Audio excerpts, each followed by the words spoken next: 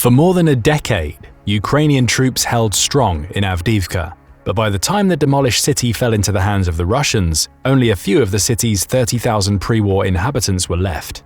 Ukraine's 110th Mechanized Brigade, which had been stationed in Avdiivka since the war began, held the line as long as they could. But when the last of the 110th withdrew from the city, the fears of Ukrainian leaders, as well as many experts, were realized. Will Ukraine lose their ability to put pressure on Russian supply lines passing through Donetsk? Many have been asking, could this be the turning point in the increasingly costly war that we've all been dreading? For 4 straight months, as the violence in Avdiivka reached its apex, the troops of the 110th demonstrated remarkable resilience, fending off a seemingly inexhaustible enemy. With the help of the Ukrainian Army's 47th and 53rd Brigades, who'd been guarding their flank with drones, mines, artillery, and even a few American-made M2 fighting vehicles, the 110th inflicted tens of thousands of casualties on a Russian force that was once 40,000 strong. Even when Russia's casualties were reportedly outnumbering Ukraine's by 7, even 10 to 1, Putin never let up. After months of what resembled trench warfare more than urban combat, Avdiivka was ultimately transformed into a ghost town, with its few remaining residents, perhaps 1,000 people, mostly living below ground, relying solely on humanitarian aid for survival. Through the winter, attacks of the energy infrastructure also left Avdiivka entirely without power. And yet, despite the relentless shelling and harsh conditions, some residents remained resilient, having adapted after nearly 10 years of living on the front lines to a much harsher life. But in the end, as the last of the 110th began falling back to the west of the city, they were forced to round up all remaining residents. Given the importance of Avdiivka, not just for its strategic military value, but also its propaganda power, this loss was not just a heavy blow to Ukrainian morale, but will also likely allow Putin to present his claim to the ruined city as a symbolic victory, helping him further justify his re-election. Throughout this war, but certainly in Avdiivka, we've seen an odd mix of modern warfighting capabilities: drones, modern battle tanks, precision-guided missiles, etc., and knockdown, drag-out battles for terrain that are reminiscent of World War I, where 100 meters, 1,000 meters are gained here and lost there, while an outrageous number of casualties pile up on the battlefield. We've seen these outdated tactics being used by both sides, but especially by Russia. The truth is, it's been a hard, long winter for both sides. Not long after the fighting in Avdiivka surged, back in November, a fierce storm lashed the Black Sea region, bringing with it widespread damage to southern Russia and Ukraine. Perhaps as an omen of the disastrous events to come, trees were uprooted, power lines were brought down, as coastal areas were thrashed and flooded. In the end, over 500,000 people were left without electricity. Emergency conditions were declared in various parts of the Crimean Peninsula as schools and hospitals shut down, and officials advised residents to stay indoors. In many areas, water and central heating services were disrupted, highways flooded, and low-lying areas had to be evacuated. Even Moscow got heavy snowfall, with drifts reaching as high as 25 centimeters, 3 times the usual amount for that time of the year. The storm was said to be part of a weather system that created blizzard-like conditions in Romania, Moldova, Bulgaria, and Serbia as well, and was declared one of the most intense storms ever recorded. But even as the storm passed, the bloody battle for Avdiivka continued. As one of the most fortified settlements in Ukraine, Avdiivka has been called the gateway to the provincial capital of Donetsk, located only 6 kilometers to the south. But even if Russia controls much of the region, Ukraine's control of Avdiivka has long prevented it from fully utilizing Donetsk as a much-needed communications and transportation hub. Avdiivka also had one of the largest coke plants in Ukraine, the Avdiivka Coke and Chemical Plant, which was crucial to Ukraine's industrial infrastructure, as coke is a key fuel used in making steel and other industrial processes. Before it was destroyed, this plant was not only vital to the war effort, but to Ukraine's economy in general.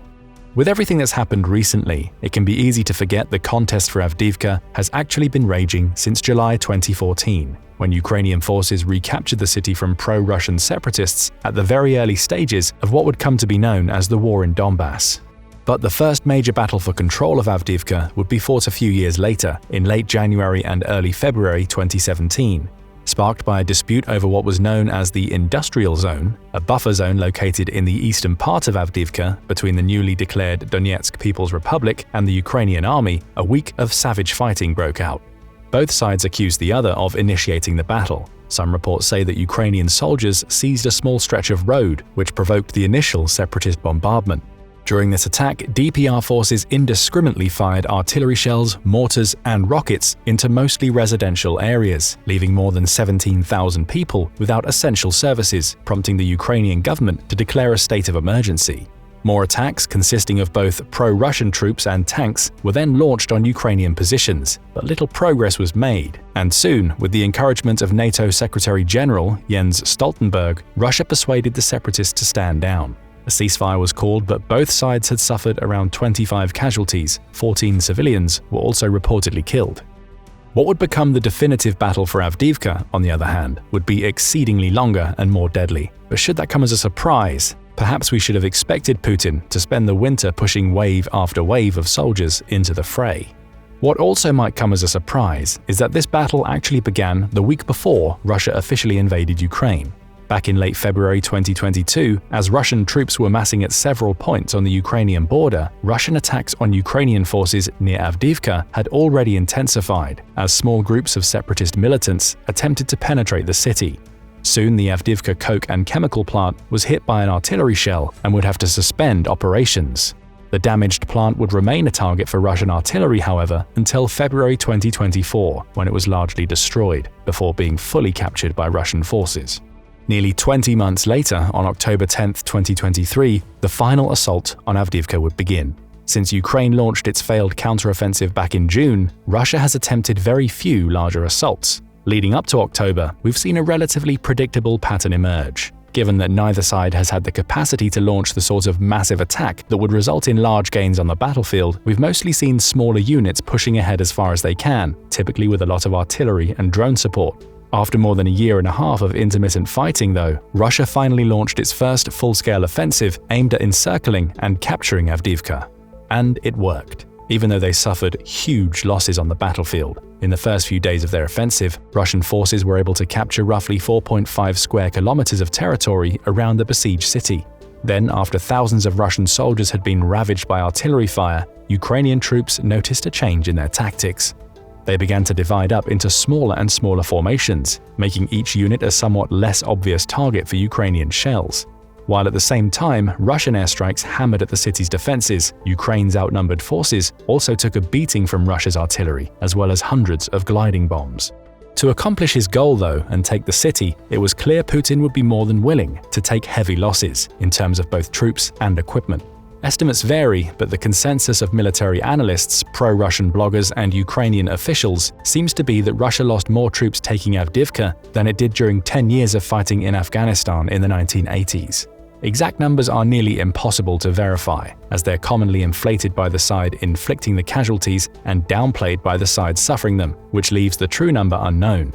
But Russian casualties in Avdiivka are believed to be higher than the official number of Soviet dead in Afghanistan, which would put the total over 15,000, with at least another 30,000 injured.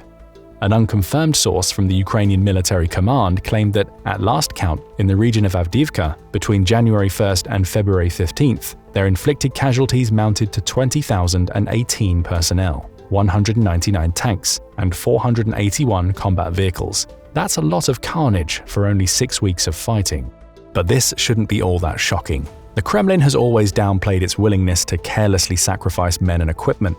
To try and overwhelm Ukrainian positions so that other troops can then progress forward, Russian military leaders have been known to deploy wave after wave of often poorly trained and unsupported soldiers. The use of outdated, careless tactics like these left the battlefield in Avdiivka and elsewhere littered with frozen Russian bodies. These largely suicidal attacks have been so widely reported, in fact, that they were given the gruesome nickname Meatwave assaults. Totally unconcerned with troop losses, Putin was able to make slow progress in Avdiivka and eventually force Ukraine to retreat. But Ukraine has suffered its fair share of casualties too, and not just during those final days in Avdiivka. President Zelensky has claimed that some 31,000 Ukrainian soldiers have died in this war so far, but most Western analysts say the number is significantly higher. Especially when it comes to key territory in the Donbas region, which has been mostly occupied by Russian proxies since 2014, both sides are going to fight it out to the bitter end. but Putin appears to be willing to pay almost any cost to accomplish his goals. Some military analysts have said that gaining full control of the Donbass would be enough for the Kremlin to publicly consider the invasion of Ukraine a victory, which could explain Moscow's willingness to trade as many lives as necessary to capture it. And perhaps the main reason Ukraine lost control is that its military leaders weren't willing to make the same sacrifices as Putin. Take, for example, the decision of newly appointed Commander-in-Chief Alexander Syrsky, who on February 17th called for the withdrawal of Ukrainian forces, just as the last Ukrainian supply routes into Avdiivka had come under serious threat. Leading up to this point, to soften Ukraine's defenses, Russian forces had been using roughly the same approach that had eventually worked for them in 2022 when they captured the cities of Severodonetsk and Lysychansk, which was to basically obliterate anything larger than a mailbox. Which meant that after months of constant shelling and airstrikes, Ukrainian forces were left with little to no cover. So to avoid being surrounded in the open and hopefully preserve the lives of his men, Syrsky ordered them to abandon the city and establish new defensive positions on higher ground to the west and southwest. Pulling out of Avdiivka was the right decision, Zelensky told the Munich Security Conference immediately following the retreat. Russia had nearly surrounded Avdiivka, and the total losses of the 110th would have been catastrophic for Ukraine's fighting capacity. Besides, a tactical retreat doesn't necessarily lead to a wider strategic loss, for with the right weapons and adequate ammunition, the Ukrainians could still be able to disrupt Russian supply lines going through Donetsk. We need to keep in mind too that it took Russia months to capture just 30 square kilometers in and around Avdiivka, and for now, Ukraine still has a solid foothold in the Donetsk region. So it's still unclear whether Russian troops will immediately be able to put Ukraine's new defensive line to the test. But if the Russians do continue to put pressure on Ukraine, despite their losses in Avdiivka, along with more troops and a boost in morale, the Ukrainians will likely need the United States to start coughing up some ammunition if they hope to fend off another full-scale attack. Otherwise, Putin might just achieve the victory he's been prophesizing, but only if he has enough troops left in reserve to hold his hard-won territory. Because at this point, it's still unclear whether or not the Russian military has the manpower to exploit the situation created by Ukraine's retreat from Avdiivka. From here, Russia will also likely be attacking a series of well-entrenched positions, a course of action that puts the assaulting force at a far greater risk of sustaining casualties.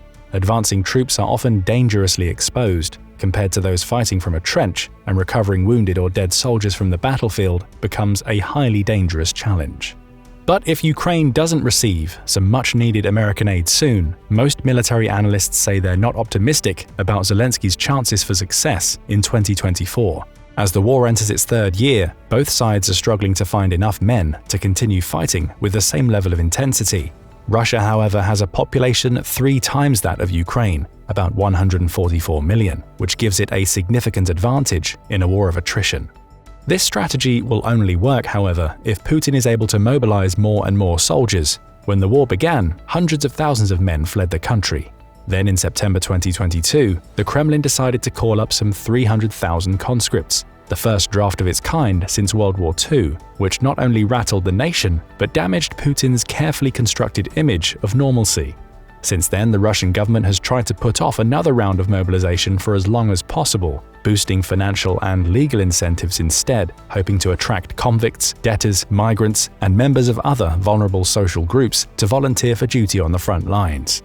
Russia has also begun to strictly enforce the country's previously lax policy regarding mandatory military service for young men. For different reasons, a shortage of troops has become a grave concern for both sides, meaning that the losses suffered during the battle for Avdiivka were duly felt. For neither the Russians nor the Ukrainians wanted nor could afford a repeat of what happened in Bakhmut. The battle for Bakhmut, a city located on the Bakhmutka River about 90 kilometers north of Donetsk, kicked off in early August 2022 after Russian forces advanced from the city of Popasna following a Ukrainian withdrawal there. What took place after that has not only been considered the bloodiest and longest battle of the Russo-Ukrainian War, it's also been called one of the bloodiest infantry-on-infantry brawls since World War II. The main assault force consisted primarily of pro-Russian mercenaries from the controversial paramilitary organization known as PMC Wagner, or the Wagner Group, who were supported by some regular Russian troops and elements from the DPR. By November, attacks on the city had intensified, as Wagner fighters were reinforced by units coming from the Kherson front and newly mobilized recruits. By this time, too, much of the front line had descended into staggering trench warfare. with both sides paying a huge price for every meter gained. Only by sending waves of former convicts straight into the Ukrainian lines was Putin able to gradually end the stalemate, and by February 2023, Russian forces had captured key territory in both the north and south of Bakhmut, nearly encircling the city. Ukraine's forces had no choice but to slowly withdraw, which resulted in weeks of fierce urban combat. A month later, Russian forces had captured the eastern half of the city up to the Bakhmutka River and were continuing their advance into other Ukrainian-controlled areas. And by the end of May, the Kremlin was claiming they'd taken full control of the now pulverized city. After 8 months of heavy fighting in a city with a pre-war population of approximately 72,000, only 4,000 residents remained, mostly living in underground shelters with no access to water, gas, or electricity. Once a popular tourist destination known for its sparkling wine produced in underground caves, its broad tree-lined avenues, lush parks, and late 19th century mansions, Bakhmut was reduced to a smoldering wasteland. Even as he denied Putin's assertion that he'd captured the city, Zelensky compared the visible devastation of Bakhmut to Hiroshima after it was hit by the atomic bomb. Despite the fierce struggle to control it, initially Bakhmut was not regarded as a target of great tactical importance, but it would ultimately become one of the central battles of the Russo-Ukrainian War so far. Similarly to what occurred later in Avdiivka, as the battle raged on, the city itself gained a level of symbolic importance for both sides, largely because of the heavy investment of manpower and resources it was taking to claim it. For both the Ukrainian and Russian militaries, the Battle of Bakhmut has been described as a meat grinder, some of the fiercest urban combat in Europe since World War II. The intensity of the fighting and number of casualties has even led some experts to compare Bakhmut to the Battle of Verdun during World War I, where hundreds of thousands of soldiers were killed, wounded, or went missing during the nearly year-long struggle between the dwindling armies of France and Germany. In the end, the best Ukraine could hope for in Bakhmut was to keep the Russians bogged down along this small but tactically significant 1,500-kilometer stretch of front line as they depleted both their resources and morale. But as their own ammunition supplies ran low, Ukrainian forces lost their strategic edge, and the Russians were able to seize Ukraine's flank. Supply lines were disrupted and casualties surged. In the last days before Russia announced its possession of the city, Ukrainian fighting positions had been whittled down to just a handful of crumbling buildings. Outnumbered and outgunned, pinned down by constant Russian bombardments, the Ukrainians continued to be hit by waves of mercenaries. When their defensive positions finally gave way, however, and a tactical retreat was ordered, it was too late. The delayed retreat would ultimately compromise Ukraine's advantage and result in scores of unnecessary casualties. These heavy losses would damage the reputation of certain generals, who were harshly compared to Russian leaders known to be careless with the lives of their troops. This misstep would also eat away at the Ukrainian public's trust, dampening their already waning enthusiasm for voluntary military service. Still, Ukraine's losses were a fraction of Russia's. According to the head of PMC Wagner and other sources, the mercenary group lost over 20,000 soldiers over the course of the nearly year-long battle, while another 60,000 were injured. But other experts believe these estimates are probably low, by a few thousand at least. What's completely clear to everyone is that in Bakhmut, and more recently in Avdiivka, even though the capture of the city could be considered a major victory for Russia, it came at a tremendous human cost. A cost even the most reckless leaders would be hesitant to pay, but then again, Putin isn't most leaders. Knowing that if he loses the war in Ukraine, it will likely be the end of him, a former Russian diplomat Boris Bondarev has said that Putin would be willing to sacrifice 10 to 20 million Russian soldiers to win. Initially, Putin had planned for this war to be very short, 1 or 2 weeks, but now he must win at all costs. Way back in February 2022, when Russia moved missile launchers, combat aircraft, and nearly 200,000 troops up to the Ukrainian border, many feared the worst. But a quick Russian victory never came. Instead, the Russian military has continued to sustain staggering losses. At this point, it's believed that well over 100,000 soldiers have been killed. According to the Ukrainian military, that number could be closer to 300,000. Thousands of pieces of armored equipment and several squadrons of fighter jets and helicopters have also been lost. It didn't take long for a well-planned strategy to give way to brute force and repetitive attacks as Russia's military became unrecognizable from what it was at the start of the conflict. Since then, Russia has had to rely on massive involuntary troop augmentations, and to replace equipment, they've been tapping into older and older stocks. Even as the Kremlin has upped the nation's defense budget and tried to accelerate production of defense equipment, the Russian military has continued to take a beating. And yet, Putin hasn't let up, clearly choosing an offensive approach as he continues to swap out apprehensive generals for more obedient ones. As we saw in both Avdiivka and Bakhmut, the Russian command has maintained a high tolerance for losses and has no problem sending unprepared troops onto the battlefield. At some point, the Russian military may not be able to compensate for its lack of trained soldiers, non-commissioned officers, junior officers, and various specialists who have been lost. But Putin shows no signs of abandoning his current strategy. He seems willing to sacrifice the lives of as many Russians as it will take to secure his own future. With that said, not every Russian soldier who's been killed in Ukraine was sent to their death by Putin. Putin does in fact command a loyal following among certain segments of the Russian population, especially in the more rural areas outside of Moscow, although it's highly likely that many of his supporters have been highly influenced by Russian propaganda, which enthusiastically portrays Russia and its peoples as victims of Ukrainian and Western aggression. For most Russians, though, military service feels more like an obligation than a choice, and there are harsh penalties for anyone who gets called up to serve but fails to report for duty, which is why many have chosen the uncertainties of war over the guarantee of harsh imprisonment. During its long history of authoritarian rule, Russia developed a broader political culture where blind obedience to the state largely became the norm. But the history of Russia during times of war goes against this subservient narrative. During World War I, for example, huge numbers of Russian soldiers deserted the trenches and returned home to participate in the emerging revolution. In World War II as well, battalions of soldiers surrendered to the Germans or joined the Russian Liberation Army and began fighting for the other side. So what might encourage Russian troops to take similar action now? Actions that might just save their lives in this war?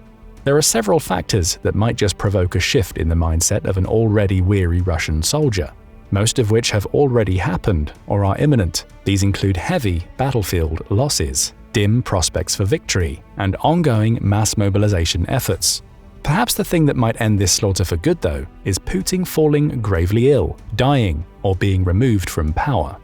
And it's not unrealistic to think that getting rid of Putin might be the only way this war comes to an end anytime soon, because the Russian president has shown no indication that he plans to change tactics or step down. According to Dr. Ken DeClaver, an American psychiatrist who spent over 25 years analyzing antagonistic foreign leaders, the key to understanding Putin's motivations, actions, and decision-making process are the 3 R's: resilience, ruthlessness, and rationality. Putin would not have risen to the heights he has without resilience and ruthlessness. But when it comes to rationality, DeClaver does not mean the dictator possesses sound reasoning, but that his actions are rational according to his individual perspective. Tragically, Putin seems to view the invasion of Ukraine as a rational act. How else could he willingly bomb maternity clinics, schools, civilian centers, and energy infrastructure? Heinous acts that, according to the 1948 Genocide Convention, could easily be considered war crimes. Putin's pattern of rationalizing irrationality extends beyond the current conflict in Ukraine to previous actions such as the events in Chechnya in the early 2000s, the invasion of Georgia in 2008, the first invasion of Ukraine in 2014, and the involvement of the Russian forces in Syria, most notably in Aleppo, starting in the 2010s. When looking at Putin, DeClaver also highlights the concept of revengeism, which can be observed in his obvious desire to redraw Russia's borders to their pre-1991 arrangement. And it's this mentality that's led to the disruption of a post-World War II order that's been instrumental in maintaining peace in Europe for over 70 years. But what can be done with a leader who doesn't care that the international community despises him? The old Putin before 2022, and perhaps as far back as 2018, might have cared to some extent that most everyone thinks he's a monster. The one who embarked on a diplomacy tour throughout Europe following the attempted assassination of former Russian military intelligence officer Sergei Skripal. At one point, Putin did appear to be concerned with rehabilitating his diplomatic image, but as the war in Ukraine passes its 2-year mark, he doesn't seem to care all that much. And as his inner circle continues to shrink, his indifference regarding public opinion has too. Now he only seems to care about achieving his goals, regardless of what the rest of the world thinks, including his allies. In the wake of the shocking events on October 7th, Hamas's savage attack on Israel, followed by Israel's violent campaign to oust Hamas from Gaza, much of the world turned their attention away from Russia and Ukraine. But this conflict is far from over. We must keep track of what's happening on the front lines over there, for letting this historic war slip from the global consciousness would be a big mistake.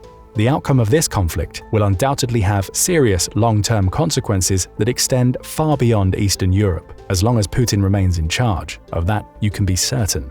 In a recent interview with former Fox News host Tucker Carlson, Putin claimed that prior to the invasion, Russia and Ukraine had nearly reached an agreement, but at the last minute Ukraine backed out, choosing instead to obey the instructions of certain European countries and the United States, opting to fight Russia to the bitter end. For this setback, Putin especially blamed former British Prime Minister Boris Johnson, who was himself forced out of the UK Parliament in June 2023, claiming that Johnson personally dissuaded Zelensky from signing a truce early on in the conflict. Putin didn't have anything good to say about President Joe Biden either, claiming that the last time they spoke, which was apparently before Russia invaded Ukraine, he told him he was making a mistake of historic proportions by pushing Russia away and supporting Ukraine. Carlson's reasons for setting up the interview were fairly obvious: entertain his right-wing audience and provoke his enemies on the left. And although he was warned that Putin might use him as a propaganda tool, which is essentially what happened, he went ahead and traveled to Moscow anyway. Putin's reasons for agreeing to be interviewed by the former Fox News presenter are more complicated. One was probably to influence the current narrative surrounding the war in Ukraine, and the other was likely to reassert his historical grievances regarding US foreign policy. Putin has never been shy about his feelings, about accusing Washington of self-harm, of being unable to think in strategic terms, and of failing to understand his own interests. He claimed repeatedly that the US intends to spark new wars and disrupt the world order. But maybe the interview with Tucker Carlson was his attempt to re-establish a dialogue with the US, not with the US political mainstream, of course, but perhaps with highly visible conservatives like Carlson, former President Donald Trump, and billionaire Elon Musk. In Putin's mind, these people could become powerful allies in the future. He seems to be thinking more long-term than the upcoming US presidential election. For the most part, the Russian leader sees the US as its own worst enemy, a system that's doomed to collapse. Sure, he sees a second Trump presidency as a good way to weaken the West and deprive Ukraine of support, but who's occupying the White House is a secondary issue. What he actually wants is for the US to become a country that he can either fool completely or bend to his will. During the interview, after giving Carlson a lengthy and controversial history lesson, Putin was often vague and stubborn, remaining heavily focused on issues that he felt strongly about, instead of directly answering the questions being asked. Despite Carlson's intentions, this only made it more clear just how ideologically misaligned Russia and the West actually are, given it was nearly impossible to establish a coherent dialogue, even between Putin on his best behavior and one of the most irrationally conservative men in America. But what do you think? In war, do the ends always justify the means? What number of casualties is acceptable if the broader strategic goal gets achieved? What makes Putin so willing to sacrifice the lives of his own troops? Will his disregard for his own soldiers be the reason he loses the war in Ukraine, or the reason he wins it? Let us know in the comments. Now go and check out how Putin is failing to defend Crimea, or click this other video instead. And don't forget to hit that subscribe button.